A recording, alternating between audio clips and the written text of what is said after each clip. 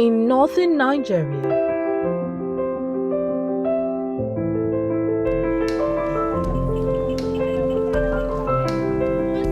where the echoes of conflict, poverty, and climate crisis often shape daily life, a new voice is rising. A voice of resilience, of purpose, and of peace.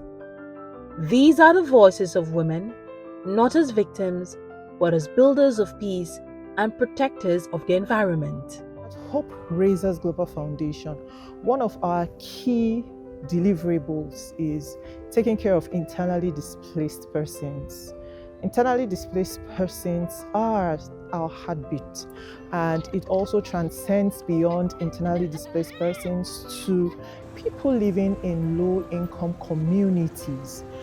What do we really want to achieve with these people in our society? We understand that the poverty level and the poverty rate is at its highest numbers in recent time. And what we are doing is to make sure that poverty is fought for the children, because we also take care of children living in internally displaced camps. What we do for children is that we send them back to school, because we understand the importance of education.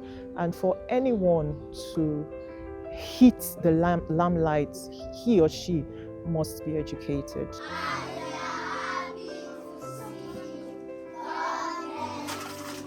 For many women, peace building is not a profession.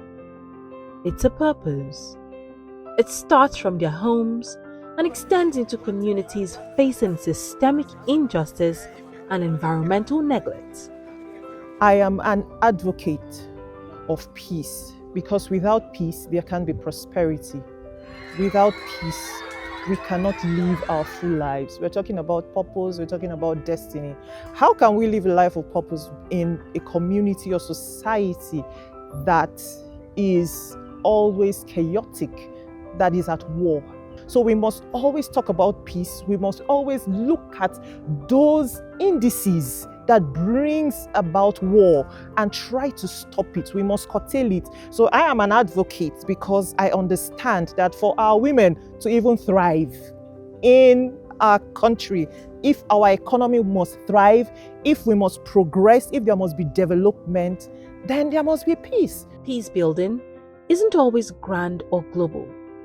Sometimes it's the quiet conversations, the late-night interventions, and the emotional strength to hold divided people together. I come from a conflict zone area, so I try to step into peace building so as to what? Just to learn how to mediate between peace builders. A woman involvement in peace building make her to be what? Makes that peace to be durable for like 35 years or 15 years. Because a woman is a mother and she's always emotional. What she's actually after is what? Not only ceasefire, but a peaceful community or a peaceful environment for her children and for her family and for her herself. Because without peace, there's no how you will be peaceful.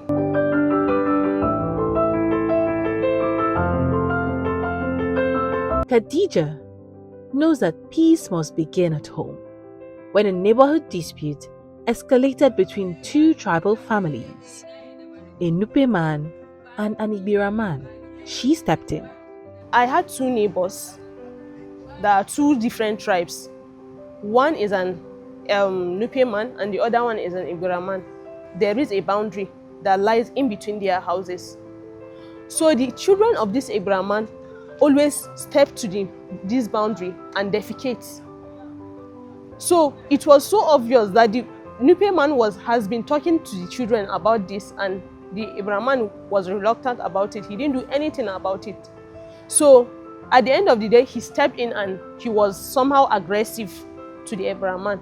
And it resulted to a very, very bigger fight, because the parents were involved and even the kids were fighting one another. So I was there and I told my sister that I have to go in and see what is happening. She said, no, I can't go. I said, no, I'm a peace builder. I have to go in and mediate. So I was able to step in. So I ended up sweet-mouthing them by talking calmly and politely. Because one thing is that if you don't even talk politely, there is no how the mediation or negotiation will be possible. So I was able to make peace between them, and by God's grace, they are living happily now.